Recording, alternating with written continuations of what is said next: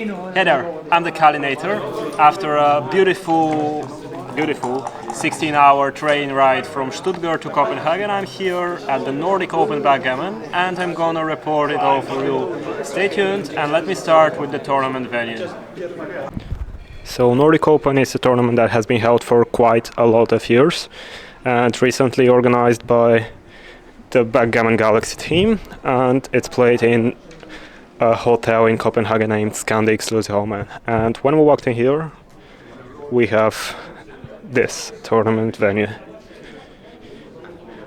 It's actually quite nice and probably better than most in my tournament vlogs. It seems like the noise will be much less than usual. Overall, I like the place here. It's a really nice venue to play in. It's really like kind of sound isolated. You don't hear a lot of noise around. You don't hear the chatter so much as it would be in other tournaments. So from that side, I really like it. And what happened is I played the first match, and I'm gonna let you see some highlights out of it without spoiling it.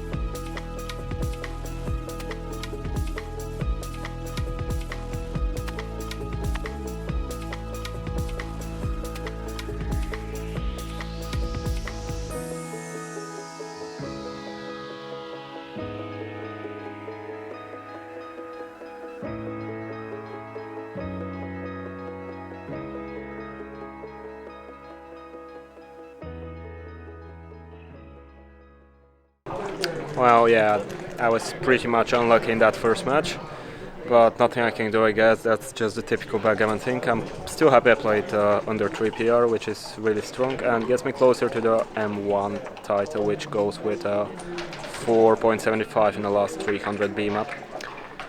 Next up, I'm gonna talk a bit, and you're gonna hear from him, the organizer of the tournament, Marc Olsen, CEO of Backgammon Galaxy.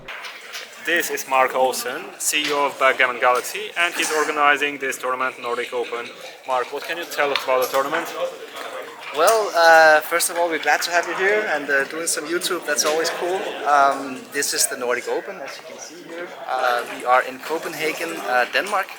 The Nordic Open has been running since, I believe it's 1988 or something like that. So really old tournament. It's in the Easter holiday here in Europe, so that's just the tradition. We have been organizing it since last year, so it's somewhat new for us also. We don't do too many tournaments. We do the World Championship in Monte Carlo, and then we've done the Nordic Open last year and this year. So yeah, it's good to be back. I'm from Copenhagen, born and raised here, and yeah, so this tournament is dear to my heart. You live in Copenhagen? I don't actually. I moved out of Denmark 10 years ago. Ah. So I live in Portugal now. Really? Yeah. I didn't know. Okay. Okay. Yeah, I like it. I mean, I'm surprised there's so few people. The way it's organized, there should be more people. So when you're watching, come here next year. Yeah, we have a great setup here. We had about like almost 150 players in the divisions this year, which is not too many compared to how big Nordic used to be. But I guess it's because there's high competition now from many tournaments. There was a big tournament last week. Some players went to that, and then they don't want to travel 2 weeks in a row. But that's just the way it is. So this year we're a little bit fewer players than usual, but it's okay. Yeah. Okay, now I'm gonna show you my loser round match, and we're gonna be back with Mark later. Hey, stop for a second. You should subscribe to the channel, like the video, or the video will stop for you. No, okay, I'm kidding. It won't stop, but yeah, I really appreciate if you subscribe to the channel. I'm right now at 341 subscribers and I really want to reach 1000 by a few months. So please subscribe and share the video. This is really appreciated. Now, let's get back to Copenhagen.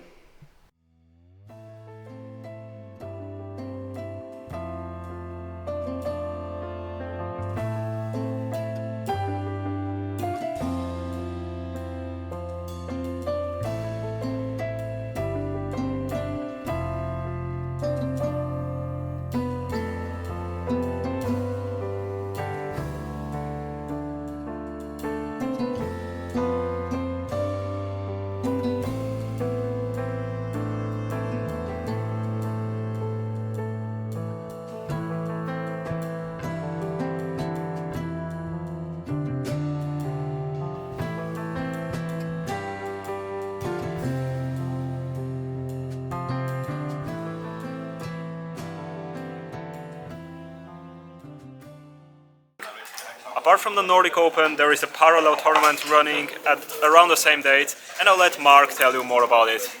Yeah, we had the UBC Contender tournament this year here at the Nordic Open. It was played 2 days before the Nordic Open started, and then from the quarterfinals it's played each night at 8 o'clock. So that's really exciting.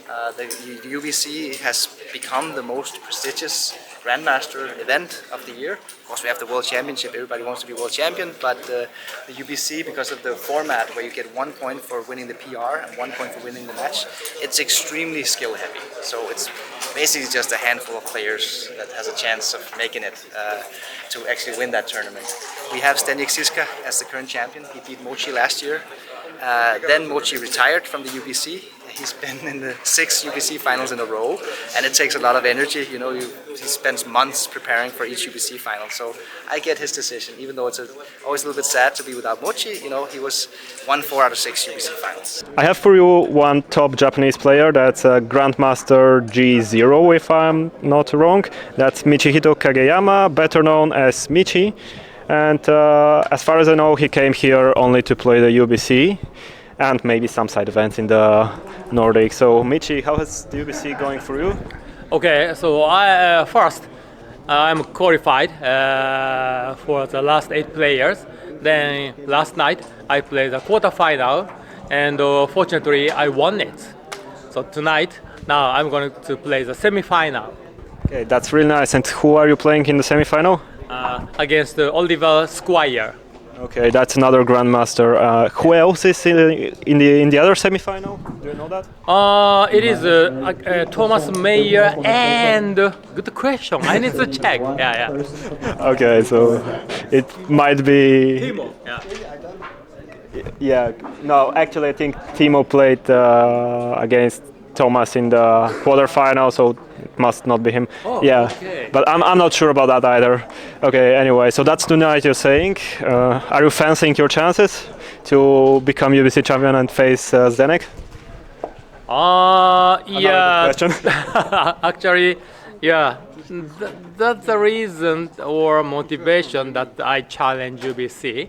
Yeah, to be champion, I have to beat Zdeněk Ziska. I think I have a chance, so that I am challenging. Yeah, UBC is really nice. Puts another different aspect into backgammon, so I really like the idea, although this year I couldn't play, but next year I'll try to come and play the contender. You have to challenge. Yeah. Come. Now Stenjek is the champion, and here this year in the contender final we have might have another Japanese in the final. right. We have Grandmaster Michi, and then we have a local Dane, Thomas Muir, who's also been playing really well, especially from the quarterfinals. So that's going to be exciting to see who will win the spot in the finals. What's your prediction? Well, I think we probably have to say that Michi is a favorite, but it's not a big favorite. It's very close. I think my read on Thomas Muir is that he plays really well when it really counts. So in the initial rounds he didn't play that well, but from the quarterfinals, semifinals he played super well. So I would expect him to play super well again tonight, and it's probably going to be very close. It's 4 matches again? 4 matches again, yes. Okay, my bet is 5-3 Michi. Okay, so you... Okay, fair enough. Could be. Let's see how it goes. Okay, sure, it's really unfortunate that I crash out so fast in this tournament when I come to probably win it or okay, whatever, go far. Yeah, I'm still overall happy. I played a 3.30 overall PR from the 2 matches, which is always a good thing. And then after I played some money games and I won a bit, I ended up signing up for the speed tournament that started today. And now I'm in the semi-final, so I actually made some of my expenses back there, and we'll see what else. So I'm gonna put you a set of the semi-final there.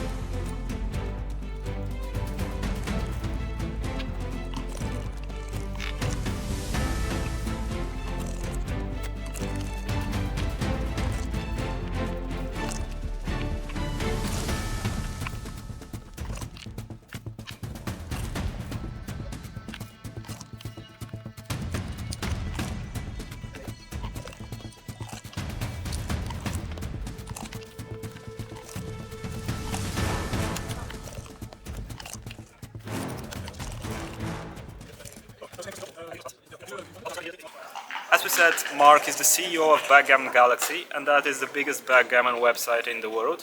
And now I'm giving it all to him to tell. Yeah, well, Backgammon Galaxy, I'm sure most of your viewers probably already know about Backgammon Galaxy. We started out as a Backgammon website, and now we're also a mobile app. Next week we're actually launching the new version of the mobile app, so that's pretty exciting. We have some new features. We have Play versus AI. We have a community feature coming where you can add friends and you can chat and stuff like that. And overall the app is just getting better and better every month. So yeah, your viewers should definitely download the app if they haven't already done it, and maybe we can meet over a match in Backgammon Galaxy one day. Yeah, that would be nice.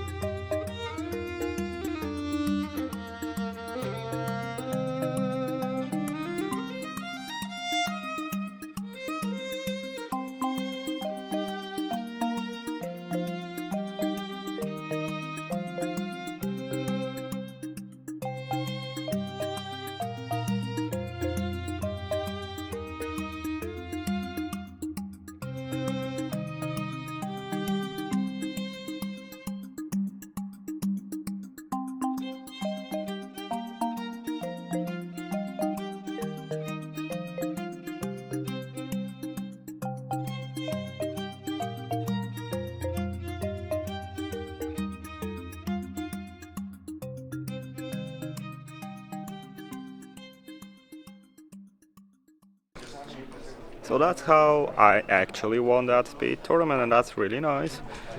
While the main event might have not been as successful as it should have been, winning the speed event is still feeling nice. Now it's the final day. I'm hanging around playing some money games, as usual. That's what you do in a backgammon tournament. On the back you can see the main event final being played. And yeah, basically it's kind of empty now. So that's, I think, kind of the end of the tournament, which means it's also the end of my latest vlog. Thank you for watching, and I hope to see you next time. Actually, there were a lot of my viewers coming here today, coming here during this tournament. So yeah, if we meet, just let me know you've been watching my content. I really appreciate that.